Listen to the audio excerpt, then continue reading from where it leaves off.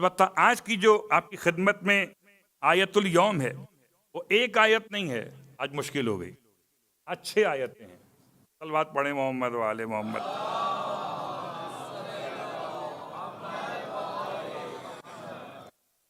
اب میں یہ پڑھ رہا ہوں رسول خدا کی روایت، اس کا اوپر کا عنوان ہے ایسی آیات کہ جو قبر میں نیکیاں پہنچانے کا باعث ہیں۔ آج شب جمعہ ہے، مرنا مجھے بھی ہے اور مرنا آپ کو بھی ہے۔ آپ مریں گے تو میں آپ کی جگہ جواب نہیں دوں گا۔ ایک کہاں بیٹھا کونے میں لگ کر نیند آئی تو سویا کہ جاگا، اور میں مروں گا تو آپ میری جگہ جواب نہیں دیں گے کہ کیا پڑھا، آیت غلط پڑھی، روایت صحیح پڑھی تو کیا پڑھی۔ رسول خدا ارشاد فرماتے ہر وہ شخص جو ان آیتوں کو بعد نماز مغرب 3 مرتبہ پڑھے، بعد نماز مغرب 3 مرتبہ پڑھے، صرف 3 مرتبہ، تو اس دن کا جتنا ثواب اس کے ہاتھ سے مس ہوا ہوگا وہ سب کور ہو جائے گا۔ اللہ اکبر! تصور کیجئے ایسا عمل، سارے دن کے ثواب میں اگر کہیں آپ سے ثواب مس ہو گیا تو اس دن کا سارا ثواب، آپ ایسا نہ ہو کہ جان بوجھ کے مس کریں۔ بڑے ہوشیار لوگ ہوتے اس روایت کو ذریعہ بنا کر بولیں آج کے بعد سے جائیں گے نہیں مجلس میں، یہ پڑھ لیں گے، مجلس کا سارا ثواب آلریڈی ہمارے اکاؤنٹ میں شفٹ ہو جائے گا۔ انما الاعمال بالنیات۔ تو بہرحال آپ فرماتے ہیں کہ اس دن کا سارا ثواب جو اس سے مس ہوا ہوگا سب کے سب اس کے نام اعمال میں آ جائے گا اور نماز قبول ہو جائے گی۔ ختمیہ مرتبت کا جملہ ہے کہ اس کی نماز، اور اگر ہر نماز کے بعد پڑھنے کی عادت ڈال لے تو کیا ہوگا؟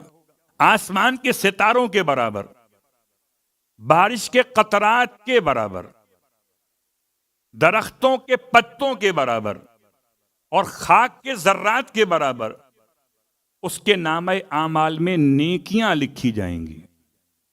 یہ روایت تقریباً مجھے دعائے مجید سے ثواب کے عنوان سے قریب کر رہی ہے۔ وہاں گناہ بخشے جانے کا حوالہ جو بھی آپ پڑھیں گے، یہاں ثواب لکھے جانے کی خبر ہے۔ پھر آپ فرماتے ہیں اگر وہ مر گیا تو یہ جو نیکیاں اس کے نامہ اعمال میں ہر نماز کے بعد پڑھے جانے کی وجہ سے لکھی جا رہی تھیں وہ 10 ٹائم زیادہ ہو جائیں گی۔ زندہ رہے گا تو سنگل ہے ان کی فیگرز کے اعتبار سے، مر گیا تو یہ 10 گنا ہے، اور یہ تمام کے تمام اس سے قبر کے اندر ٹرانسفر کی جائیں گی۔ اللہ اکبر! کوئی اگر قبر میں آ کر آپ کو 1000 درہم دے کے جائے، کیا مزے ہوں گے۔ آپ کے پاس نیکیاں اندر ہوں تو قبر میں آپ منگا سکتے ہیں، کون سے جنت کے ریسٹورنٹ سے چاہیں منگا لیں، تو قبر میں نیکیاں داخل ہوں گی۔ پیغمبر فرما رہے ہیں۔ آیات کون سی ہیں؟ آیات 6 ہیں، اور یہ 6 آیات میں 3 آیات وہ سورہ روم کی 3 آیات ہیں، آیت نمبر 17، 18، 19۔ فَسُبْحَانَ اللَّهِ حِینَ تُمْسُونَ، ایک جملہ، وَحِینَ تُصْبِحُونَ، اللہ کی پاکیزگی ہے جب تم شام کرتے ہو اور جب تم صبح کرتے ہو۔ وَلَهُ الْحَمْدُ فِي السَّمَاوَاتِ وَالْأَرْضِ، اللہ کے لیے تعریفیں ہیں آسمانوں میں اور زمین کے اندر۔ وَعَشِيًّا، اور رات کے وقت میں، وَحِینَ تُظْہِرُونَ، اور جب تم زوال کا وقت حاصل کرتے ہو یا ظاہر کرتے ہو۔